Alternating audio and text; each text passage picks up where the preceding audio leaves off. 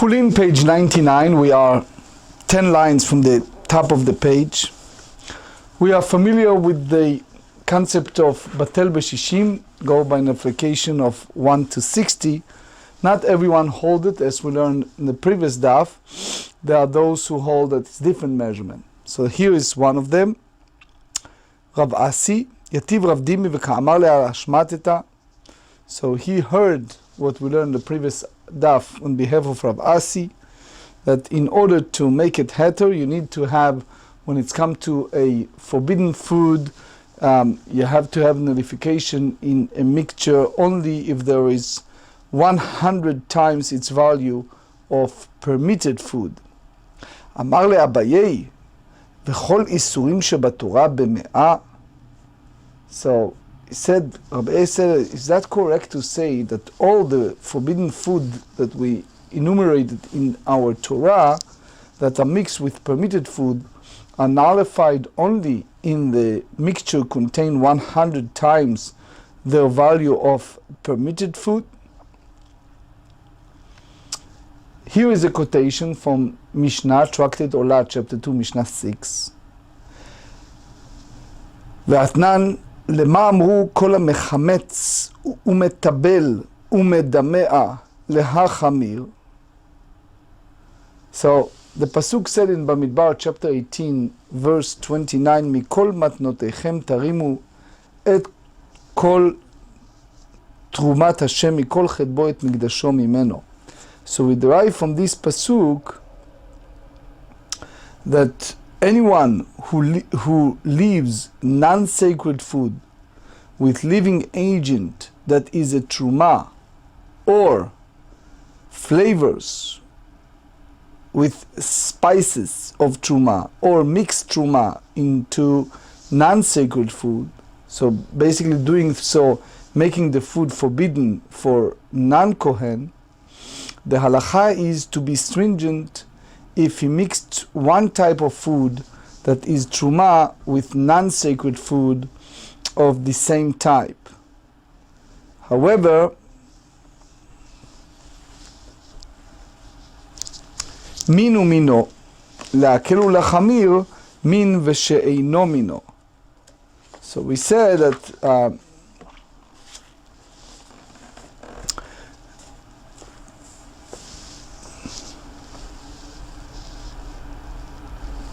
if we talk at the halachat of leniency, to be lenient applies to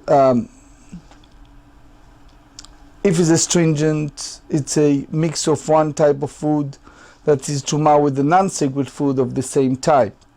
That's min b'mino. La'akel u'la'achmir, lenient and stringent, if he fixed one type of truma with non-sacred food of a different type. V'katan seifa, and by the end of that Mishnah there, chapter 2, Mishnah Zayin, they said, thank you. V'aktan seifa, it's called here. Le'akel u'la'achamir, snow outside, ice. Le'akel u'la'achmir min v'she'eno mino keitzad. So, to be lenient and to be stringent, if he mixed one type of truma with non-sacred food, not of its type, how is this accomplished? גריסים שנתבשלו עם העדשים, אם יש בהם בנותן טעם, בין שיש בהם לעלות ב101, בין בהם לעלות ב101, אסור. So you have a case, for example, of a split beans of truma that were cooked with non-sacred lentils. So if there are enough split beans relative to the lentils to impart flavors to the lentils, then regardless of whether there are enough lentils to naturalize the split beans in 101 times their values, which is the volume of the lentils is 101 times the value of the split beans, or whether there are not enough lentils to naturalize the split beans in 101 times the value, the entire mixture is forbidden to a not Kohen. So conversely, אין בהם בנותן טעם. So if there are not enough split beans of truma to impart flavors to the lentils, so then בין שיש בהם לעלות ב-101, בין אין בהם לעלות ב-101 מותר, regardless of whether there are enough lentils to neutralize the split beans in 101 times their values or not, the mixture is permitted even to a non-Kohen. Abaye comments, and he said, אין בהן לעלות ב-101, אלא במאי. So in what amount of lentils are the split beans nullified? So he said, lav b'shishim, it's not that the split beans are permitted because they are mixed with a 60 times their values of a non-sacred lentils. So that's basically the opposite, that contradicts the opinion of Rabbi Shmuel bar Rav Yitzchak. So now you have tremendous amount of writings of the Rishonim and Achronim. You have Rashba, Ritva, and many more. We just go by the very pshat of Rashi. Anyway, page 99b. So Abdimi answered Abaye, and he said, no, the Mishnah means that even there are not 101 times as much non-sacred food as truma, the truma nullifies because it's 100 times its value of non-sacred food. והא מדרישא ב100 וספר ב60. לקטן הרישא להחמיר מינו מינו. The first clause we said when it goes stringent, it's the same type, now כיצד שעושו של חיטין שנפל לעיסת חיטין ויש בו כדי לחמץ. So he said the leaven of truma, wheat that fell into dough made of non-sacred wheat, and there is enough truma to cause the non-sacred wheat to become leaven. בין יש בו כדי לעלות ב101, בין אין בו כדי לעלות ב101, regardless if it's reached the 101 or not, אסור. The entire dough is forbidden to a non-Kohen.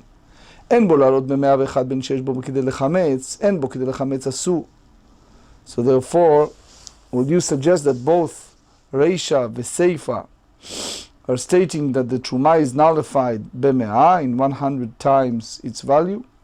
So Rav Dimi answer, לא. Reisha ב101 וסeifa ב100. The first clause is 101 times its value of non-sacred food, and later clause speak about Truma is mixed with 100 times its value of non-sacred food. וכי יש בו כדי לחמץ ב101 עמי לא בטל. Abaya ask Rav Dimi, if so, when the Mishnah states that if there is enough truma to cause a non-sacred wheat to become leaven, the entire mixture is forbidden to a non-Kohen, why is that case? If leaven is mixed with 101 times its value of non-sacred wheat, it will have no living effect. So why it's not nullified? So Rav Dimi did not have an answer. Ishtik, he displayed equanimity, he was silent. In other words, he doesn't know how to answer that question. Now the Tiferet Yaakov and Lev Aryeh, as well as Tosfot Dibur Matchilo, have a different malach in this sugya.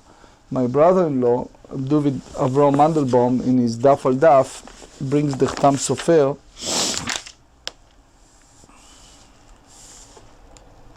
יורדי הפ"א.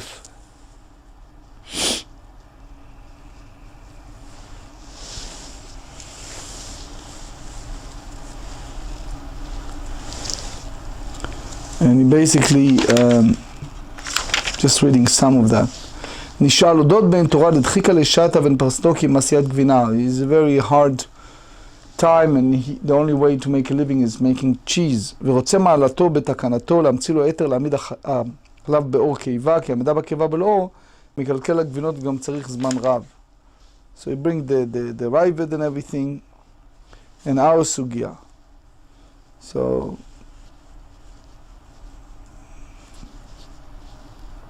Basically, the Am Shlomo Marshal, bringing that from our sugya, is proof of what the Ravid said. Anyway, Marsham. אמר לי, דיל משנה שיעור דחימוצו קשה. Says perhaps leaven is different because its living properties are potent, and there are some forms of leaven that can have an effect on such large quantity of dough. So Rav Dimi said to אמר לי, עד כאן תלמיד דאמר רבי יוסי בר חנינא. לא כל השיעורים שווים, not all measures are equal. Why? שהרציר שיעורו קרוב ל-200. Because the measure required in order to nullify the non-kosher fish brine is close to 200 times its value. Letnan dag tameh, we learn a Mishnah in Trumot, chapter 10, Mishnah 8. A brine of a non-kosher fish is forbidden. צירו אסור. רבי יהודה אומר, רטבית בסעתיים. Says quarter log of non-kosher brine, render the food forbidden if it is mixed with 2 se'ah permitted food, which is 192 times as much as quarter log. Mamar Rabbi Yehuda min b'mino lo batel. Rabbi Yehuda said that the type of food mixed with the food its own type is not nullified. Shanetzir, so he said the brine is different. Why? The ze'ah be'almud, it's merely sweat, which is it does not have the halachic status of a fish itself. So the Mishnah teaches Kitzad Misharin, and how do we measure whether there is enough sciatic nerve to impart flavor to the meat of the entire thigh. Amar Rav Huna kebasar berashel levatot. Rav Huna says the Mishnah teaches that the measure is like meat cook in a pot of turning heads. So the Gemara asks, Matlin lo ka'atana de Tanya. Rabbi Shmuel bar Rabbi Rabbi Yochanan ben Broka omer en bagidim noten ta'am. He said sciatic nerves do not impart flavor at all. How that lekmed Rabbi Chanina v'yativ Rabbi Yehuda bar Zavina abava. Ki nafak omar lei. Maya marlach, what did they say to you? Amar lei sharyani alei. He permitted me to eat the thigh. Amar lei adara lekamei. Says, bring the animal before him again. Perhaps he did not fully understand the question. When the man returned to Rabbi Chanina said, Amar my hide the kamitzarli. Who is the person who bothering me? Zila emale leman yativa bava en bagidim nutendem. Tell him that the sciatic nerve do not impart flavor. So consequently, he can remove the sciatic nerve, and the rest of the meat is permitted. Kiatu lekamed Rabbi Ami mishadlu lekamed Rabbi Yitzchak ben Chalov demore bale teram shun Rabbi Yeshua ben Levi veletlan svira levi ilcheta en bagidim nutertam. That's the halacha. The sciatic nerve do not impart flavor at all. Gidan Ashesh Nitbashel. The Mishnah states on 96b, sciatic nerve that was cooked with the sinews.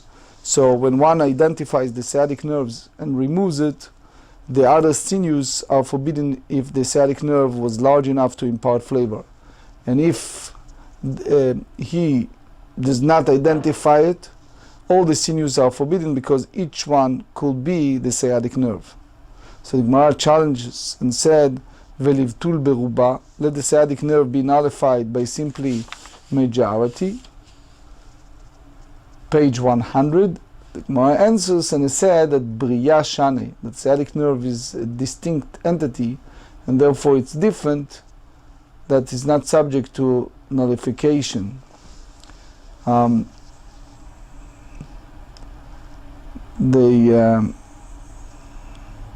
concept of an entity applies only to an item that is complete or distinct.